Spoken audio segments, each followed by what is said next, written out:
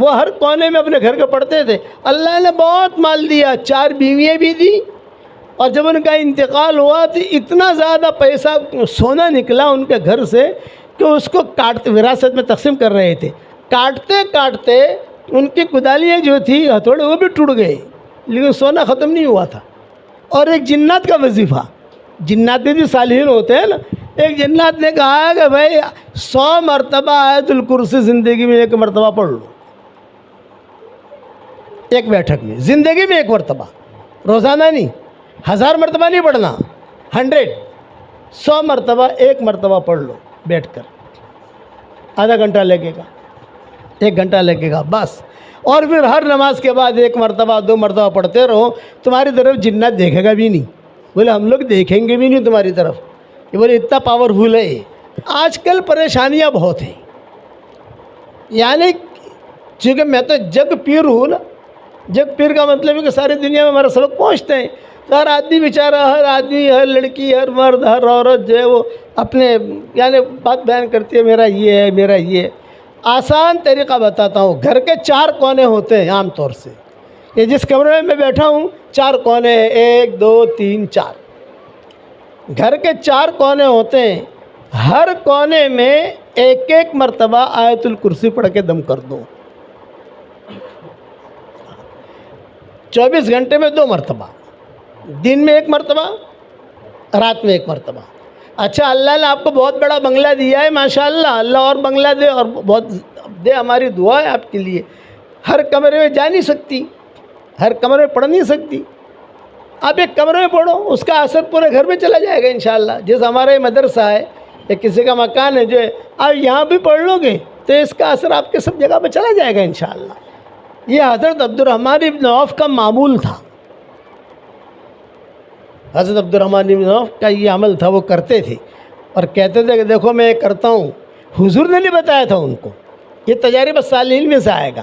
ایک تو کہ حضور نے کہا ہو عبدالرحمن ابن عوف 4 کونوں میں آیت الکرسی پڑھ, یہ حضور نے نہیں کہا تھا. حضور صلی اللہ علیہ وسلم نے صرف آیت الکرسی کی فضیلت بیان کی تھی. مغرب کے فجر کے نمازوں کے بعد پڑھا کرو, رات کو سوتے وقت پڑھا کرو, اس کی فضیلت عام بیان کی تھی. لیکن عبدالرحمن ابن عوف نے اپنے تجربے سے یہ بات کی تھی. وہ ہر کونے میں اپنے گھر کے پڑھتے تھے. اللہ نے بہت مال دیا, 4 بیویاں بھی دی, اور جب ان کا انتقال ہوا تو اتنا زیادہ پیسہ سونا نکلا ان کے گھر سے کہ اس کو وراثت میں تقسیم کر رہے تھے.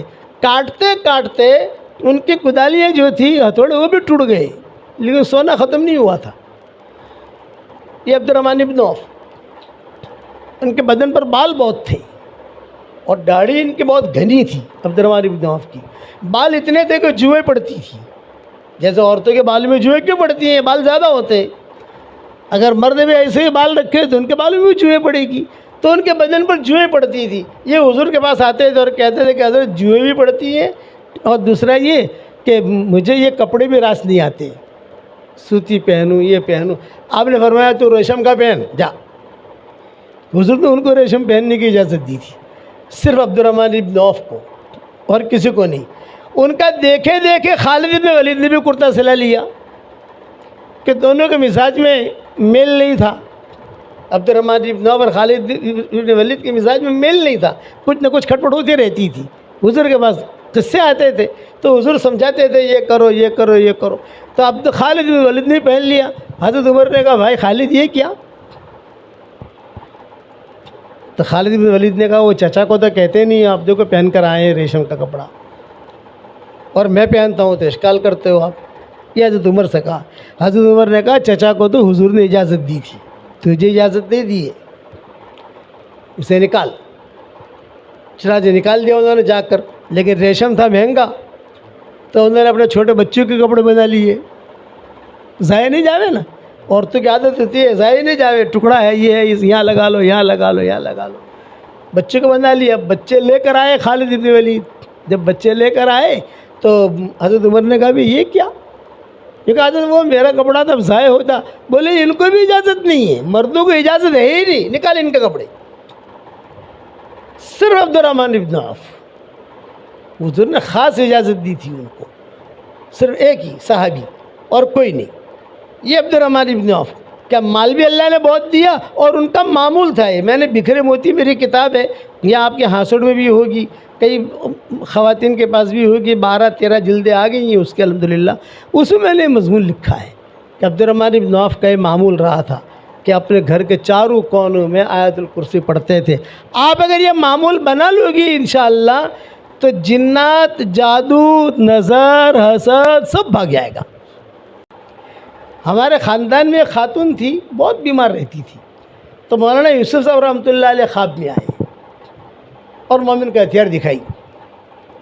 تو بہت پریشان ہے، تجھے کینسر ہے اور بہت ٹینشن میں رہتی ہے، تجھے جو علاج کرانا ہے کرا، لیکن یہ کتاب مضبوطی سے پکڑ لے.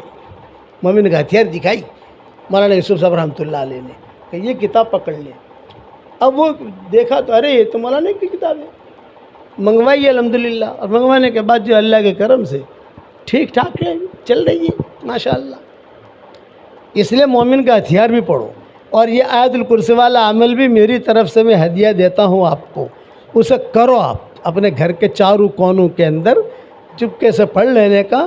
اور پھر تیسری بات یہ کہ آپس میں محبتیں ہوں، اس کے لیے گھر کی کوئی بھی عورت، کوئی بھی بچہ، کوئی بھی بڑا یا چھوٹا، ایک مرتبہ صرف فاتحہ پڑھ کر پانی پہ دم کر دے.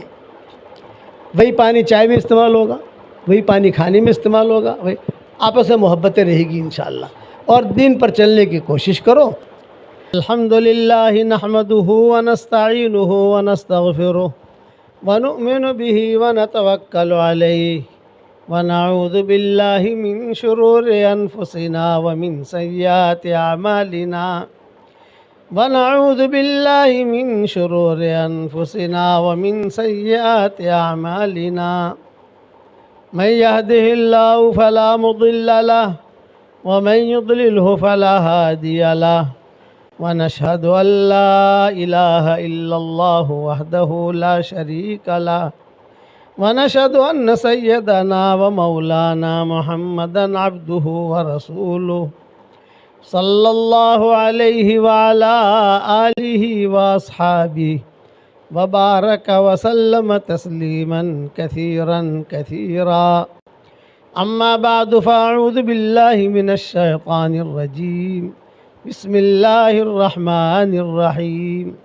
يا أيها الذين آمنوا توبوا إلى الله توبة نصوحا عسى ربكم أن يكفر عنكم سيئاتكم ويدخلكم جنات تجري من تحتها الأنهار يوم لا يخزي الله النبي والذين آمنوا معه نورهم يسعى بين أيديهم وبأيمانهم يقولون ربنا أتمم لنا نورنا واغفر لنا إنك على كل شيء قدير.